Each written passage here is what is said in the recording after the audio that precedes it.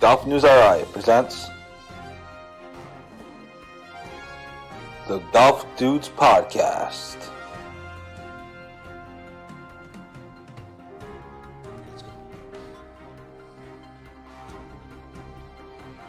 Here are the dudes. Hello, everybody. Happy Thursday night. I'm Golf News RI co-founder Joe Calabro. That's Rich Capali. Sorry we're a little late. A few technical difficulties. And we do have a guest, as you can, or you will see in a minute. So thanks, Derek, for joining us. Right off the top, just want to acknowledge, just went up on golfnewsri.com. It is final. Kurt Brace, Tommy McCormick, and Larry LaFauci have won the RI State Four-Ball Championship. So shout out to those guys. It literally just went up on our site within the last minute or so, and is being socialed as we speak. I'm kind of multitasking here, so just wanted to break that story right off the top. Rich, how are you doing today? Not bad. Had a nice little short shift at work today. It's less oppressively hot, so I'm happy about that. Got a round tomorrow and fun-filled weekend. Awesome stuff. Now, we do have a guest, and so let's not keep her waiting any longer, because that's what people want to hear. And joining us right now, as you can, or you will see, you can see, is Michelle Facette. She's from the Titleist Performance Institute, and she joins us now. Hi, Michelle. How are you? I'm good. How are you guys doing? Good.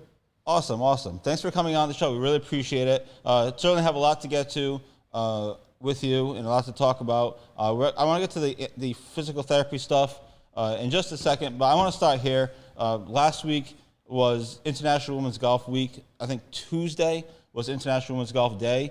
So just talk about how did you get into the game of golf? Where did you start playing? How did this all start for you?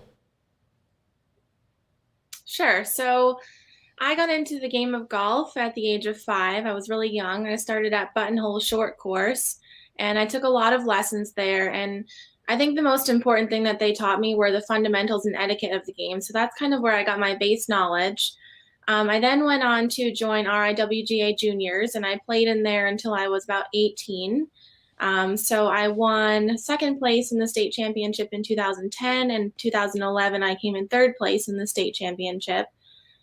So more recently, I'm now a member at Lake of Isles, and I play in a lot of RIGA events, so you should be seeing my name out there soon. And I'm currently training to play in the Women's Amateur coming up. Now, when you say you're training, excuse me, what kind of training you do? How much practice are you doing? And obviously you mentioned you're at Lake of Isles. Obviously, we have a few mutual friends, so I hope that you're beating those guys pretty badly every day. Yeah, I'm sorry. I try to, But what's your training? I mean, what's your practicing like? What's your how much you practicing? What's that been like so far? So as far as training goes, I'm actually implementing a lot of the Titleist Performance Institute techniques and mobility drills into my training. And I've actually found insane differences in my length and my shot average, and it's been awesome. So unfortunately, I don't get to practice as much as I would like because I do work full time as a physical therapist, but I'm out there every weekend, Saturday, Sunday, usually Mondays are my RIGA events. So I spend lots of time in the bunker, and it's not where I always want to be. I always want to be out on the course, but I do find time at the driving range every weekend, and I'm taking some tune-up lessons at Lake of Isles as well. So that's what I've been implementing into my training recently. Now let's get into some of the physical therapy. Obviously, you went to school for it. What was fascinating in researching and trying to learn a little bit about you before this interview was you've literally traveled all over the world for school. Yeah. And I'll let you get into the details, but you went from URI to Scotland to Arizona, and Lord knows where else. So just talk about the schooling, but also the travel part of it and why the world travel.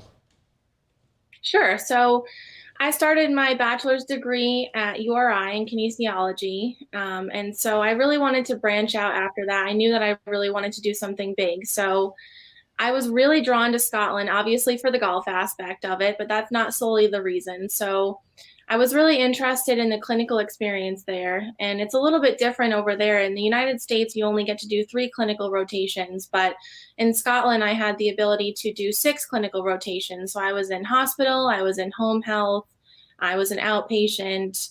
I was in cardiac rehab, pulmonary, a little bit of everything. So that really drew me to the program in Scotland itself. So I got my master's degree there, and they are actually a sister school with Northern Arizona University, which is where I finished my degree in Flagstaff, Arizona, and I finished my doctoral degree in 2019 there. So it was certainly interesting. Actually, one point that I should note is when I moved to Flagstaff, I thought miraculously my golf game had improved, but realized I was in the high elevation. So I was getting about 30 to 40 yards more per shot just because of the high elevation. So I found that very interesting as well. Tell me when you were in Scotland that you got to play at least a little golf while you were going to school. Oh, yes. Oh, yes. I think my coolest experience was playing Kingsbarn Country Club or Nice. golf course about a week before the Women's Open, and my name got announced on the first tee. So I think That's that was awesome. the coolest experience I had. Yeah. One more question. Do you, given the fact that you've played true link style golf, do you like it better? Do you like the European style better, or do you like the American style better? I have to say I like the American style better, mostly because it's not only the conditions on the golf course that are difficult, but the weather almost never cooperates there. So not only are you trying to hit out of thick, thick grass, but you've got wind coming at you and rain and it's wet and your club slipping out of the hand. So that was definitely challenging. That's so funny because I just read an interview or listened to an interview from a bunch of tour pros that said the exact same thing. They'd rather play in America than Europe just because of the weather, flat out. Yeah, Now, I agree 100%. Now, so you get through school, you play some golf overseas, tons of fun. You come back here. So you currently work at Contrology Physical Therapy. I hope I pronounced that correctly. In East Greenwich. You So, did, yeah, that's right. Yeah, perfect. So free plug to them. But most recently, you become a certified Titleist Performance Institute rehab instructor. Now, that's of course the whole reason why you're on, which is awesome. So just talk about how that came about and what kind of responsibilities do you have with that. Where is the Titleist? Where is the institute? Is it a physical building, or how? Tell us about that. So the actual institute itself is located in California, but they train hundreds of people every year to become Titleist Performance Institute instructors. So in terms of the instructors, there's the PGA professional that works on the actual swing. There's a personal trainer that works more on the fitness, and then there's a medical level. So I am medical level certified. So I knew that I always wanted to take my physical therapy careers down the golf path somehow. So I found this program. It's run by Mark Blackburn is one of the people who helped teach the class, which I'm sure you may have heard of him. He's on the Golf Channel all the time. So I had the pleasure of meeting him and learning so much from him. So the TPI program started in 2003, and they have studied thousands of golfers since 2003, ranging from the top level professional to the weekend enthusiast, as I like to call it, which is me in that category. So they have lots and lots of data on all players of all different levels and skills. And they use that data to figure out how a properly functioning body can allow a player to swing a club in the most efficient way possible. So I had the pleasure of learning a 16-step screening tool, and I use that in my practice all the time when I have my golf clients. So that will be like the initial assessment part of it, is basically doing a head-to-toe analysis and seeing what parts of your body are strong, weak, flexible, not flexible. We go through mobility, stability, proprioception, and balance. And then I put that together along with video of your swing, and we combine those components to figure out what it is that you need to get more distance, more power, more rotation, hit the ball straighter, all of that good stuff. Maybe she can help you with the 3-putts. Maybe, yeah. Can you It's doubtful, though. It's very doubtful. Probably. So that all seems pretty intense. So what when clients come to you? I mean, I guess you kind of just went through it, but what are they looking for? What would somebody come to you for? Just for strength, or for rehab, or what kind of things would people specifically come to you for? Sure. So I get people who come to me both for injuries who are in pain. And then the other aspect of it is they just kind of want to know how they can tune up their golf swing. So, in terms of the injury component of it, low back pain is by far the number one problem in golf. And it's typically because there's a mobility problem going on or a core strength. So, I like to say that the glutes are the king of the golf swing and the abs are the queen. So I kind of figure out where their strengths and weaknesses are and address those to help them swing better with less pain. So it's a little bit of both, of a component of pain versus people who just want to improve their balance, improve their mobility. And I think that's the best part about my educational background is that not only do I know how to assess a golf swing, but I can put that component together with the physical aspect of it. So I'm obviously knowledgeable in all of the orthopedic conditions. So I think what I wanted to kind of touch base on was the misconception that people will look at videos of professionals and they say, I want to swing like that. But maybe their bodies aren't allowed to swing like that. Maybe they've had a shoulder replacement or a knee replacement or a fusion in their back and they can't get that rotation. So that's when I can guide them along and say, you know what? Maybe you're not going to look exactly like that person swinging the golf club, but I guarantee you that I can find you another efficient way to swing the golf club that's not going to cause you pain, but still going to get you the distance. And I think that's the most awesome thing that I have about my degree. Fantastic. That was a great answer. That's what she's here for. She's here for good answers. Jeez. So without giving any tips away, but what advice would you give people who play golf? I mean, we play 2-3 times a week, hopefully sometimes. The average hacker, what tips or advice would you give for to stay in shape and to stay limber and mobile and all that? Number one thing that I see that people do wrong is I almost never see anybody warm up on the driving range. So they'll get right up to the mat, they'll start swinging away at the ball, and that's where most of the injuries can happen. So our body, it's really important for our bodies to have a really nice warm-up period of at least 5 to 10 minutes. So that's usually where I start with my clients, is giving them a good warm up to get their muscles warm, get their joints flowing and moving a little bit easier, swing oil as I like to call it, and get them moving a little bit better. So that's my number one tip that I would say that is important. And secondly, it's addressing the pain. So a lot of people will say they'll be on the 12th hole and they'll say, well, I only have 7 holes left. I'm just going to finish out the round. But it's really important to recognize your pain and know when you can push past that pain versus when you need to stop.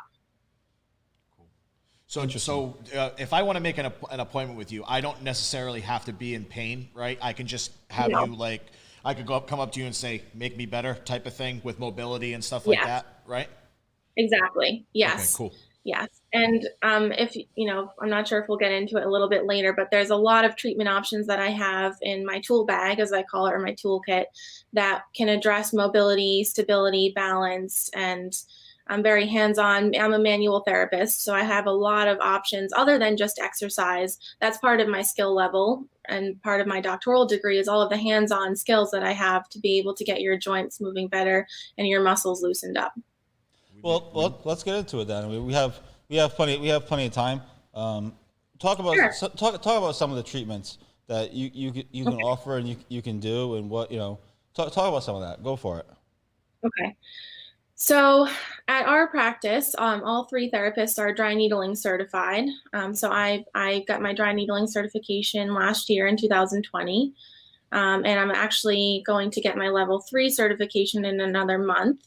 So basically, dry needling is similar to acupuncture needles in that they're the same type of needles, but dry needling uses more trigger point therapy. So I'll get right into the area that's affected. So if your knee is hurting, we'll needle right into the knee joint itself, and that helps you get mobility. It helps the chemicals get flowing and the blood flow moving in your body to help stimulate the healing process. So that's one of the tools that I use daily in my practice.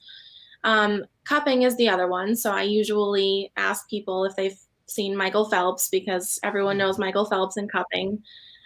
So cupping is another great thing. It gets a lot of blood flow to the muscles, and it helps pull the muscles up away from that fascial component underneath, and it helps to loosen everything off really nicely. This is another thing that I have. And I use instrument assisted massage. So a lot of people have heard of Graston techniques. It's basically a metal tool that I have in the clinic that I use to help ease off the muscles, relax everything. It's a little bit of a deeper tissue massage.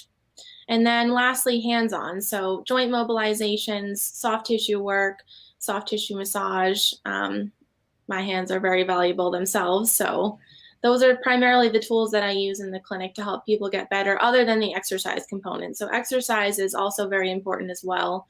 But it's a little bit of a combination of both manual and exercise.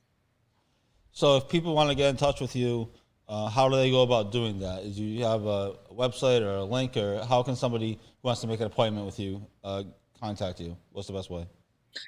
Sure. So the best way is to call the office. So I can post the contact details after we're done here, but best way to call the office. But we do have a Facebook page as well. At Cotrology Physical Therapy is our Facebook page. And then I can also be reached via my email as well. So that's the best way to schedule. As far as the golf clients go, I always take golf clients Wednesday afternoons and evenings, and then Saturdays. And then we can potentially make an individual appointment during the week if those times don't work for you. As far as regular physical therapy goes, we're open Monday through Friday for physical therapy appointments. Awesome. Well, do you have anything else? Well, we should hire her to stretch us out before the never pass. I mean, jeez. Maybe we'll play like one or two shots better, maybe, if that. Yeah. You know? Yeah. At least we won't damage anything, you know? See, our problem is, like you were talking about, like swing oil and warming up. We have a different type of swing oil. Yeah. You know what that, yeah. So it's of the alcoholic variety. Yeah. So. That's the problem. That must be it. That's it right there. All right. Glad that we figured that out. This has been awesome, Michelle. Listen, thanks so much for coming on. Time flies when you're having fun. But we'll post that information that you have. Feel free to send it to me privately, and I can post it. We'll put links to all your stuff as well, and we'll blast this out in a video. Well, it's already on video, but we'll blast it out on our website tomorrow morning, and it'll be on eBlast and everything else. So thank you so much for coming on, and good luck with everything. And make sure you keep my buddy Doug in line. All right. All right, I will. Don't let him get out of line at all. Awesome. Okay. Thank you so much for having me. Have a great night. Yeah, you Absolutely. too. You as well. That was Michelle Facette from the Titleist Performance Institute in the dude, it's a mouthful. It's crazy. And the Contrology Physical Therapy. So thanks to her for coming on. Really fascinating stuff. Obviously, she really knows what she's talking about, which is why she is so where much. she is. Like the golf game is so intense. Like the different parts of it is just insane. So thanks to her for joining us. And then, again, we'll have that on our site tomorrow in article form with the video, so you can check it out and watch it over and over again. And before you play golf this weekend, make sure you watch her video so you know what you're doing. With that, we're going to take a quick break. Toss to our promo over here. We're going to take a quick break, reset, and come back. Lots of things to talk about in the golf world, locally, nationally, and a combination of both. So stay tuned there. Stay tuned, everybody. We'll be right back. Billy Andre joins the show. Billy, thanks so much for doing this, and we appreciate you taking the time. Well, thank you. Thanks for having me. I'm excited. I'm very excited to be joined by an 11-time Emmy Award winner, and that is Armen Keteyian. Massachusetts Women's Amateur Champion Allison Paik. The days of the country club just being golf and maybe one amenity are gone. Unfortunately, Metacomet doesn't have those.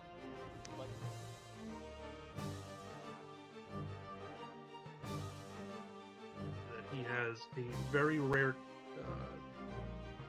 condition called kyphoscoliotic Ehlers-Danlos syndrome. And at the time of diagnosis, there was only 60 documented cases in the world. I mean, we legitimately played the last 4 holes at Newport National. You could not see 50 yards.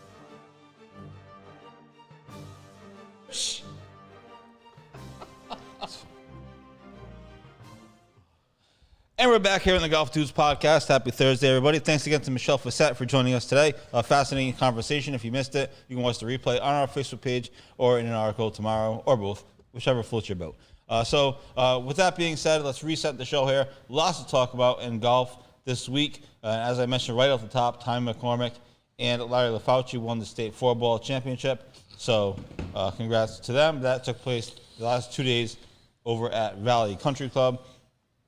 But a big few weeks in golf. I was just thinking about this today, Rich. Next week is the U.S. Open at Torrey. Holy crap, yeah, it is. Wow. The week after that is the Northeast Amateur Yeah. at Wannamoisett. Yeah. Then it's July 4th. Oh, that's... And then the week after that is the RI Amateur. Jeez. So the summer is underway. This is the weeks we've been waiting for. So a big few weeks, like I mentioned, big few weeks in golf. So you definitely want to stay with Golf News RI for all of your information as to what is going on with everything. So let's start with the Northeast Amateurs. They made a big announcement this week. They released a field, and every year they seem to have a good field. Some years are better than others, obviously. This year the field is loaded. I don't know if you saw it. I didn't get a chance to. Patrick Walsh is playing. Davis Chatfield's playing. Andrew O'Leary's playing. Christopher Encore from URI is playing. Plus, we have Bobby Leopold, Jamie Lukowitz, and Hammy playing. Plus, they have kids coming in from National Championship Team Pepperdine, who won. Kids that played on the Walker Cup are playing. Oh, nice. In this year's tournament. So that is June 23rd to the 26th at Wannamoisett. They play all day. They go off early in the morning, and then it's a stroke play event. It's free to attend. Anyone can go. You don't get a cart. You don't walk the course, but you can go. And it's cool. They have the scoreboards all over the place. They have the grill is open, so you can eat at Wannamoisett and get food and all different things. So really looking forward to that. So that is June 23rd to the 26th. That, like I kind of mentioned, that's kind of starts real local tournament season. Then 2 weeks later is the RI Amateur, which is also very exciting. And we'll get into some of that. The qualifying, the final qualifying for that is next Wednesday. We'll get into that in a minute. Other quick note, our girl Allison Paik, she's back home playing competitively. She finished third at the Mass Women's Stroke Play Championship at Ledgemont earlier this week. So she's getting ready to defend her golf state championship. My mother has good information on this subject, referring to Michelle Facette. Obviously, we have good information on the subject of golf as well. And just to get you involved in the show, some PGA Tour news. Phil Mickelson committed to Travelers. Yeah, I'm excited about that. They have a big field. His Hellacious Seeds will be attending Cromwell, Connecticut. I only watched probably like 10 minutes of the maybe about a half hour of the golf today because I was busy all day. But it's kind of a weird field, I feel like. Yeah. I like mean, there's a lot of guys in there. Let's see. DJ's playing, right? Brooks is one over. Yeah, Brooks is one over. DJ 6 under. Jonathan Vegas, haven't heard from him a lot. He's 5 under. Jesus, you got to go down. Tommy Fleetwood 3 under. Ian Poulter 3 under. Let's see what else we got. Bo Van Pelt 2 under. That's a blast from the past. Let's see what else we got. Like I said, I did not watch a ton of it. Matthew Fitzpatrick even. Keith Mitchell even.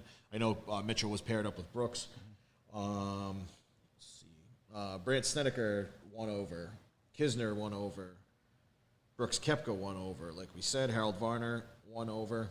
Yeah, so it's kind of like it's a very weird Field. Field. The week before a major, you didn't expect. I didn't expect all these guys to be playing. Especially when you have to travel across the country. Exactly, yeah. To Big Daddy Torrey. Duff at 2 over. Did I say Spieth's not playing, right? No. I thought I saw something on the thing. Let's see who's in last. The withdrawal guys don't count. Hunter Mahan 7 over. Lucas Glover 5 over. Yeah, so that's about it. Not too crazy. A little bit of golf before a major week. Obviously, U.S. Open at Now Torrey. the other big PGA Tour story this week, I think it was Tuesday, maybe Wednesday. Wednesday. It was definitely Wednesday, not Tuesday. Brooks Koepka had a press conference before his event this week. He obviously was asked about Bryson. He went on and on about it. He was literally asked like 10 questions, so credit to the reporters because usually they don't really ask tough questions. and he talked about how, and he said that he thinks his rivalry with Bryson is good for the game. Do you think his rivalry with Bryson is good for the game? Yes. Ultimately, yes. But this whole, like, I think Bryson's kind of, like, tapped out from this whole, like, what's it called? This social media garbage stuff that's going on with the whole, you know, I said this, he said that, and the whole Brooks responding with the, if you got kicked out of the tournament with the Michelob Ultra thing. Like I think Bryson's had enough of that the whole social media aspect of the rivalry. So I think Brooks won it. The Foreplay boys were talking about this today. That's why it's good that you brought it up. The actual rivalry, they were I don't think the U.S. Open should pair them together on Thursday and Friday. I think they should naturally let it happen, whether it's in a major or whether it's in any tournament, because I think it would be better. It would be better TV. It'd be way better TV than just sticking them together and forcing them. Right. Well, I always You know hated what I when mean? I always hated when they purposely put Tiger and Phil together. Yeah, it's I like, always thought that was kind of like it's like I it takes really, away really from hope the- they don't do that. Like let it happen naturally, even if it's at like the John Deere Classic or the Rich Capelli Open. Yeah, like who cares? If it happens, it happens. It's going to be better than just forcing them to play with each other. You know what I mean? Right. Like I agree. I tend to agree. They won't have enough time. Like the pairings come out like what, Tuesday, Monday usually, For major, it might be sooner. Major Yeah. might be sooner. But if you put them together, they're going to have all that time to think about it. Whereas like when they come off the green on Friday, they'll have like what, 12 hours to think about it. You know what I mean? It'll be just better. It's just better television and better all around.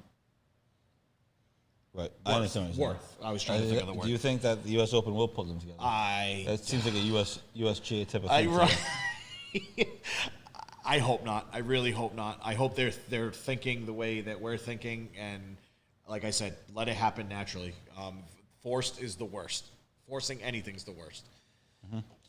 Totally. So that's the U.S. Open. That starts next week. We'll get some early thoughts on that from Mr. Rich here in a few minutes. It's over at Torrey Pines. And I have to say, last night on Golf's Greatest Rounds, they were replaying the 2008 U.S. Open. I saw that scrolling, yep. With Tiger winning on a broken leg. And I was thinking, you know, as improbable as the 2019 Masters was, that might be the most unbelievable. Probably, yeah. Of them all. Yeah, that was crazy. Yeah, hitting it out of that bunker. Oh, my God. And so I'm excited for the Torrey Pines. I played Torrey Pines. I actually played Torrey the year after Tiger won it. That's definitely a bucket list of mine. And it was pretty cool. I shot 92. That's crazy because that's a really hard course. Obviously we weren't playing from the way back tees. We were playing from the normal person tees. Yeah. But yeah, so I'm excited. So I always like when to. it's set up for the public, it's really, really tough course. So 92 is not bad. No, it is, and you had to wait a couple of hours to play the South course because we were out of state. So, but yeah, so looking forward to Torrey next week. Real quickly, get back to some local stuff. Thanks to everybody for the support on RI Amateur Series Episode 1 that aired last Friday with Jamie Lukowitz, defending champion. It was a really fun conversation, and he even trash talked Tommy McCormick, which was not intentional. But it was kind of fun because then I saw Tommy the next day. He's like, oh, it was nice to have Jamie on. And I said, and he talking about how Jamie Lukowitz trash talked to him. So I mean, it was friendly. They're friends. Yeah. But Jamie beat Tommy in the quarterfinal last year. So on the Amateur Series Episode 1, he said I can't wait to beat Tommy McCormick again. And of course everyone, so it was playful trash talk. Obviously they're friends, but it was kind of fun. So I sort of started a battle. There we go. Inadvertently. And so the next episode, people are like, how many episodes are you doing? How many people are you going to have on? And the answer is, I'm going to do as many episodes, or we're going to do as many episodes if you're around as we want. We're going to try to get as many people on as we can. Tomorrow at 4:30 p.m., I will have Jay Barrow on Facebook Live. He qualified this past week at Foster. He's actually a Foster member, so there's that part to it. He played in the state floorball today, too. So he's coming on at 4:30. He has to work. Before that, he's actually a landscaper, so he's going to work from like 6 a.m. to 3:30 or something. At least it's going to be nice outside. So he couldn't come on earlier, so I would have done it earlier. But super excited to talk to him, get his take on the amateur and his take on qualifying at his home course and what that was like. He missed medalist honors by like 2 or 3 shots, so he almost won the whole qualifier. Other people that are scheduled to come on. either Monday or Tuesday, a big one. I don't know which date it is yet. We haven't confirmed, but I feel good enough saying that he's going to come on. We're going to have Bobby Leopold on, amateur legend. He's literally played in every amateur tournament there is to play. He won the RI Amateur. He won the New England Amateur. He's played in the U.S. Amateur. He played in the Northeast Amateur. Jeez. He's literally done everything that you can possibly do as an amateur. So we're super excited to have him on. I don't know the date yet exactly, but it's going to be either Monday or Tuesday. I'm pretty comfortable in saying that. Brad Valoy, we're hoping to have him on. And obviously the Kirkbride guys, Ty McCormick, Mike Hamilton. I would like to have Hammy on again before maybe next week's show we can grab him because I'd like to have him on that'd before be awesome. have him on before the Northeast Amateur. Yep. Because I totally forgot about that, which was my own fault. I forgot all these guys, how some of these guys are playing in the Northeast Amateur. Yeah. And it's like, well, they're not going to come on my stupid podcast during the friggin' Northeast Amateur when they're playing against the best in the world. So we'll have all those guys on and all the guys as well. We're going to try to, like I said, I'll literally crank out as many as I can. It's not a big deal. People get a kick out of it. Everyone enjoyed the interview with Jamie Lukowitz, which was really big considering he's the defending champion. I figured there's no better way to kick off a podcast than with the defending champ. So anyway, thanks everybody for support on that. And again, tomorrow at 4:30 with Jay Barrow. Should be a really fascinating discussion. And then I will let you know for sure about next episodes. Hopefully I can start cranking out a few a week and try to get as many guys in as we can. Do you have any lead-up thoughts to the amateur? It's a couple weeks away. You excited for it? Not really?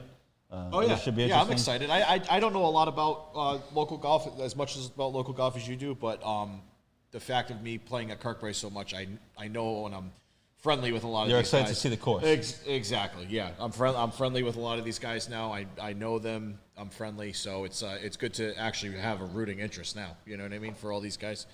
Absolutely, So and, it's nice. and while we're on the subject of the RA Amateur, there is one more qualifier. That's Wednesday. I believe Wednesday is the 16th, if I'm not mistaken.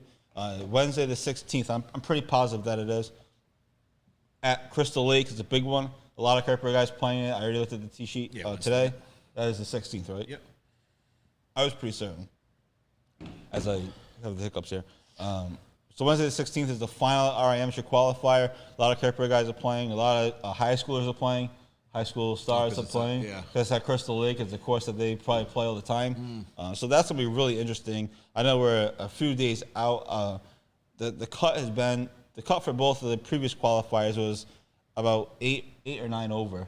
And I'm interested to see how Crystal Lake is going to play and what the score's going to look. It all depends on the weather. I mean, that when it's hot and dry with no wind, you can bomb it. But when it's windy and humid, it's a completely different course. That's one of my favorite public courses.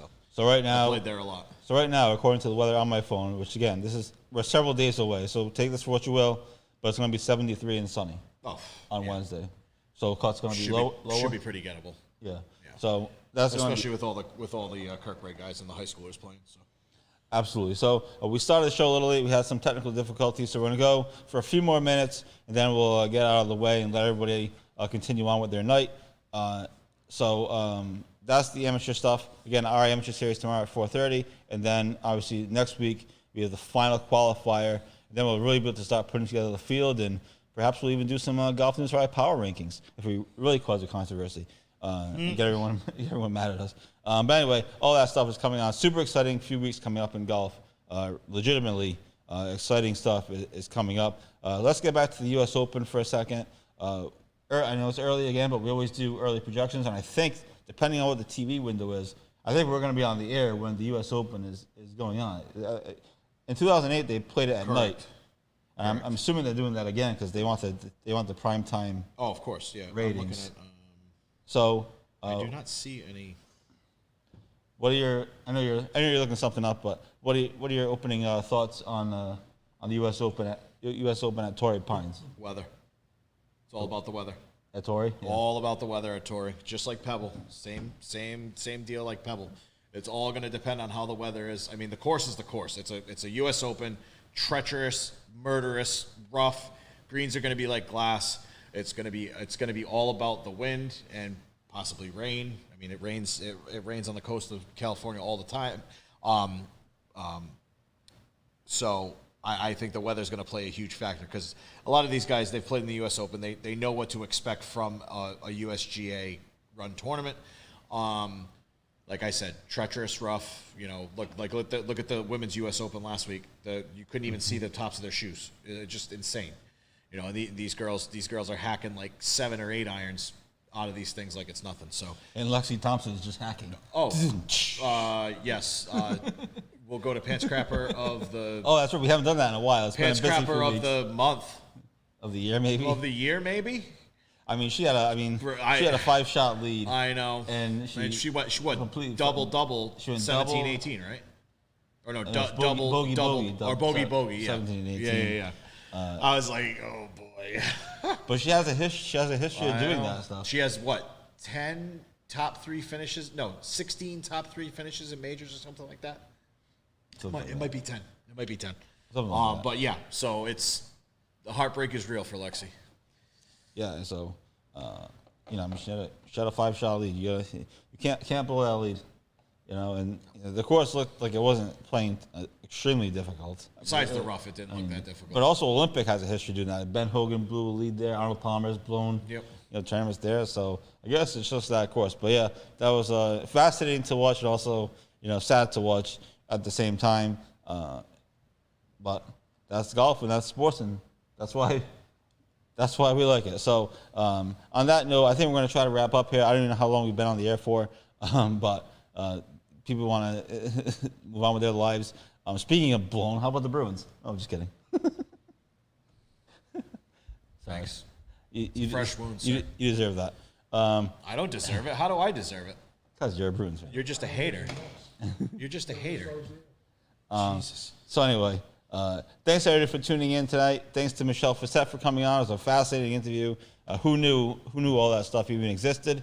We're gonna put an article up tomorrow with the interview and with all her information, links, contact information, her email address, basically. Not into giving out people's phone numbers.